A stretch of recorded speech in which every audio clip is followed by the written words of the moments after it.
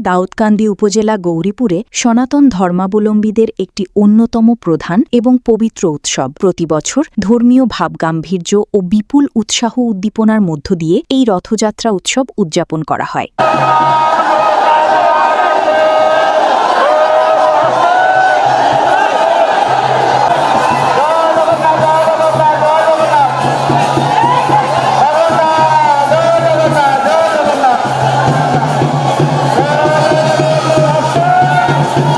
জুলাই বৃহস্পতিবার বিকালে শত শত ভক্তবৃন্দ জগন্নাথ দেবের রথযাত্রায় অংশ নেন। রথযাত্রায় উপস্থিত ছিলেন শ্রী শ্রী জগন্নাথ ধাম মন্দিরের সভাপতি দীপক কুমার সাহা, সাধারণ সম্পাদক নরেশ চন্দ্র ঘোষ, রতন কুমার সাহা, সেন্টু সাহা, নান্টু কর্মকার, কার্তিক চন্দ্র দাস সহ বিভিন্ন ধর্মীয় নেতৃবৃন্দ। জগন্নাথ দেবের রথযাত্রা একটা প্রাচীন পদ্ধতির মাধ্যমে চলছে।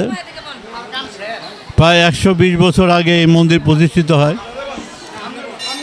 তারপর থেকে স্থানীয় জনগণের সমর্থনে এবং হিন্দু মুসলিম সকলের সহযোগিতায় আমরা এই মন্দির অক্ষুণ্ণ রেখেছি।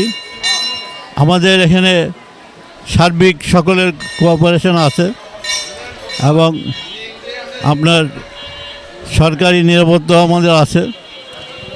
এই বছরও অন্যান্য বছরের রথযাত্রা হচ্ছে। প্রথম রথযাত্রা একটু লোক সমাগম কম হয়। আমরা আশা করছি আমাদের উল্টো রথে লোক সমাগম একটু বেশি হবে। এখানে আমরা রথযাত্রা আনন্দ পাই। সরকার আমাদের সহযোগিতা করে, সব থেকে জনগণ আমাদের খুব আনন্দ পায়। আমাদের অনুষ্ঠানের কোনো বিঘ্ন এ পর্যন্ত ঘটে নাই, আগামীতেও ঘটবো আমরা এরকম কামনা করি না। আমাদের এলাকা অসাম্প্রদায়িক এলাকা হিসাবে আমরা ধন্য মনে করি।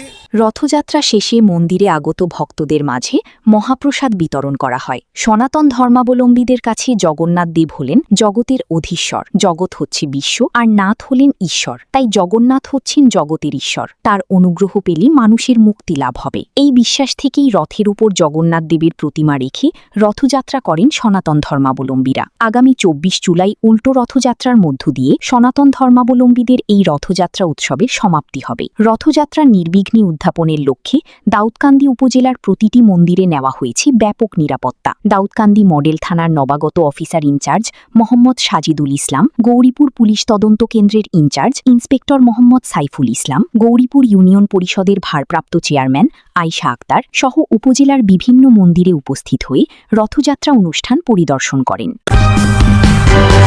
সূচনা community.tv, বিনোদনের পাশাপাশি খবর।